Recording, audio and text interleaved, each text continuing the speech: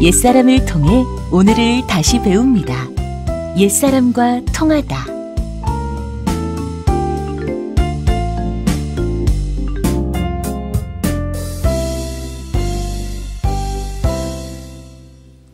옛사람과 통하다. 박광일 역사작가와 함께합니다. 어서 오세요. 안녕하세요.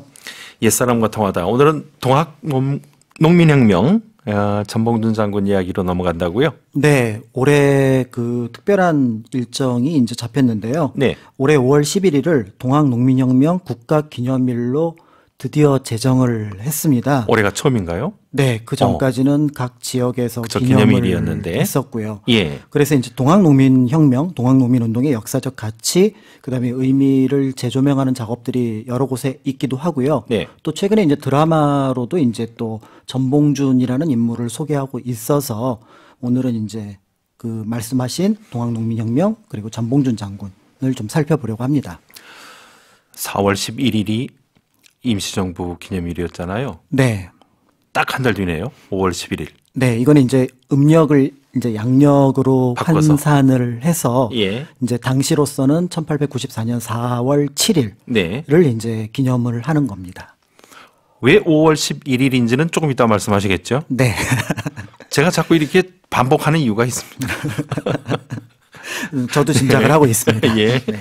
자, 동학농민 운동에서 동학농민 혁명으로 이 용어도 달라졌죠. 네네.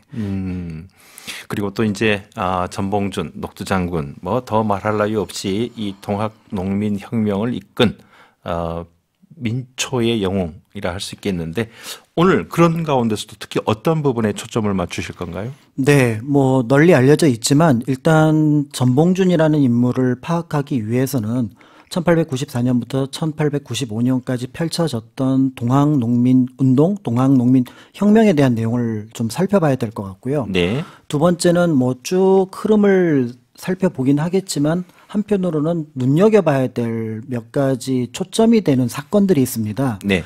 그 사건들을 살펴보고 사실은 여기에 묻혀서 오히려 전봉준이라는 인물에 대해서는 널리 알려지지 않은 것 같아서 네. 오늘 좀 그 세 번째 부분이긴 하지만 전봉준 개인에 대한 내용들을 좀 살펴보려고 합니다. 네.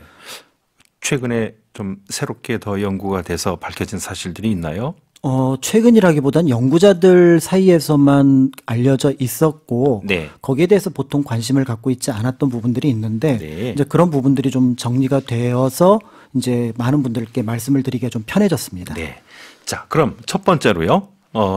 동학농민혁명의 개요부터 좀 살펴볼까요?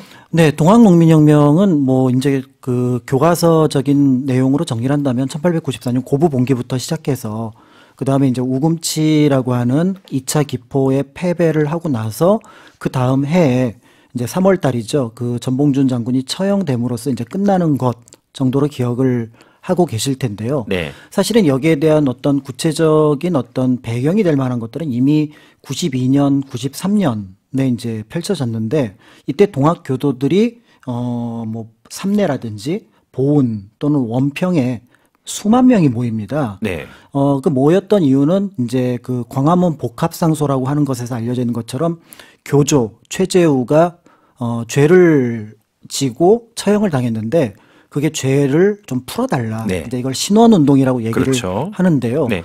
이 신원운동을 통해서 이제까지 널리 퍼져 있던 동학교도들이 자신들의 어떤 신앙의 자유와 더불어서 그들이 바라는 것들을 사회에서 좀 인정받고 싶어 했던 것들이 이제 분위기가 됐는데 그게 어떻게 보면은 인정받지 못하고 또 때에 따라서는 탄압의 대상이 되면서 그것을 이제 다른 방식으로 표현을 하게 된 게 1894년 1월부터 동학농민혁명이 아닐까 네. 이렇게 보시면 될 것 같습니다. 네. 사실 농사 지으면서 순박하게 그저 우리는 이것이 우리들의 일이다라고 살았던 그 농민 또 우리 백성 그런 분들이 오죽했으면 그렇죠. 이대로는 안 되겠다. 맞습니다. 그러고서 공감대를 형성해서 들고 일어났는데 그러다가 탁 터지는 사건이 하나 있죠. 네, 이제 이 분노가 쌓여서 언제 폭발할지 모르는 상황에서 뇌관처럼 어떻게 보면은 그 분노를 건드린 사건이 일어나는데 예. 그게 이제 지금 전라북도 정읍이지만 그 당시 이제 고부라고 하는 지역에서 조병갑의 학정으로 네. 이제 펼쳐지게 되는데요. 전봉준이라는 인물은 이미 1892년, 93년부터 활동을 하고 있었고요. 사회 문제에 대해서 여러 가지 이제 앞장서고 있었는데 그의 아버지였던 전창혁 역시 마찬가지였습니다. 네.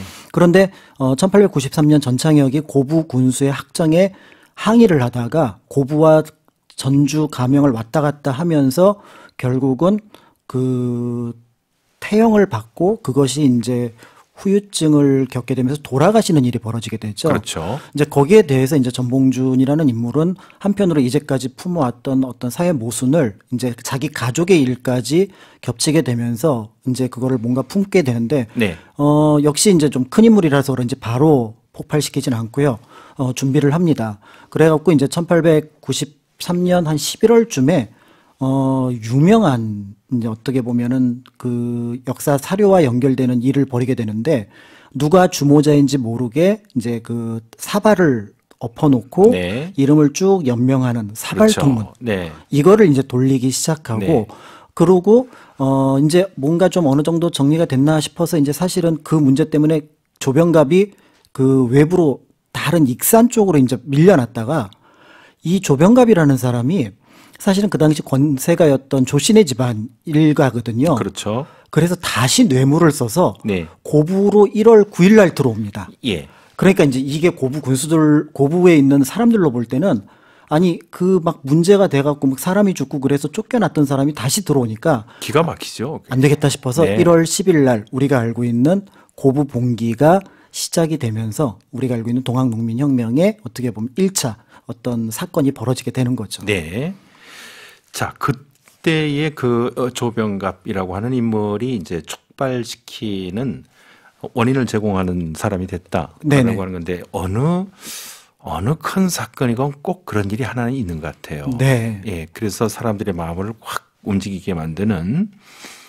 그래서 그 좀 전 말씀하셨던 그 황토현. 네네. 참 우리 동학농민혁명을 기억하다 보면은 잊지 말아야 할 지명이 몇 개 있는데 맞습니다. 그 중에 하나죠. 네. 황토현. 처음에 이제 고부봉기가 일어났다가 잠시 좀 이렇게 잠잠해집니다. 왜냐하면은 이제 그 조병갑이라고 하는 인물이 이제 어떻게 보면 취체라 그래서 이제 밀려나거든요. 네. 그래서 이제 사람들이 안심을 했는데 문제는 정부에서 보낸 그 어떻게 보면 밀란을 좀 그 안정시키라고 보냈던 이용태라는 사람이 그래요. 더 또 이제 고부 사람들 동학하는 사람들을 다 잡아다가 네.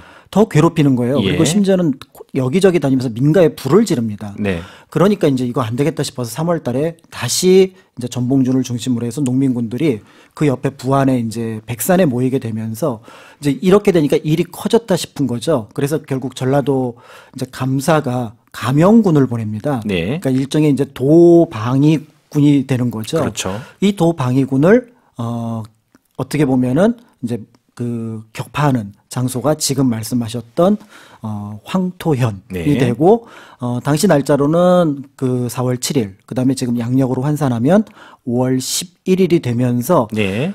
사실은 이제 조선 왕조로 보면은 난리가 난 거죠. 그렇죠. 그런데 네. 이제 125년이 지난 우리가 볼 때는 그때 비로소 이제 세상을 바꿀 큰 어떻게 보면은 변화가 이루어진 날 이렇게 봄으로써 그래요. 이제 황토현 전투는 특별한 의미를 갖게 되는 거죠. 네. 그러니까 1894년 당시 음력으로 4월 7일, 그 해의 음력 4월 7일이 양력으로 치면 5월 11일. 그래서 이제 이 황토현 전투가 있었던 날을 기념일로 네네네. 정하게 된 거죠. 예, 사실은 이제 후보 날짜들이 여럿 있었는데 여럿 있어가지고 많이 싸웠어요. 네, 그것도 또 지역마다 이게 그래요. 어느 지역은 어느 뭐 시군하고 이제 연결이 되는데 네. 어쨌든 이제 그 대의를 모아서 5월 11일로 하자라고 네. 해서 올해부터 그러니까 며칠 안 남았습니다. 5월 11일 날 첫 번째 국가 지정 기념일로서 동학농민혁명을 기념하게 됩니다. 그래요. 황토현에서는 이겼어요, 농민군이. 네네. 그렇죠? 그 후에 이제 어떻게 됩니까? 이제 발칵 뒤집히죠. 감영군이라고 하면은 이제까지 밀란에 나가서 밀린 적이 없었거든요. 네. 그런데 이제 안 되겠다 싶어서 이른바 경군을 보냅니다. 그러니까 이제 중앙군을 보내는데 홍계원이 이끌고 있는 중앙군을 보내는데 이 사람이 이제 쭉 내려오면서 보니까 이 동학농민군의 세력이 어마어마한 거예요. 네. 그러니까 이 사람이 어떤 작전을 쓰냐면은 농민군을 뒤쫓습니다. 앞을 막아야 되는데 그러니까 이제 전봉준 장군이 볼 때는 이 사람들이 뒤를 쫓네? 그러면 오히려 이제 전라도 더 남쪽으로 밀고 내려가는 거예요. 예. 그래서 결국은 장성까지 갔는데 여기서는 안 되겠다 싶었는지 경군이 이제 공격을 하게 되는데 경군은 당시 이제 일종의 그 신식 무기를 가지고 있었거든요. 네. 이때 이제 그 병아리를 기르는 장태라고 하는 것이 있는데 그거를 사람 키만한 것들인데 거기를 지피나 이런 것들로 채워가지고 굴리니까 총알이 거기 박혀서 결국은 경군이 제대로 힘을 못 쓰는 상황에서 경군마저 무찌르게 되고 여기에 이제 자신감을 얻은 농민군들이 네. 바로 전주로 네. 들어가게 되는데 그 당시 이제 전주 감사가 겁을 먹고 또 도망을 가버려요. 그렇죠. 그래서 전주를 무혈 점령하게 되면서 네. 새로운 전기를 만들어내게 되죠. 네. 사실 이제 그때가 이제 가장 좋았을 때인 것 같아요. 맞습니다. 예.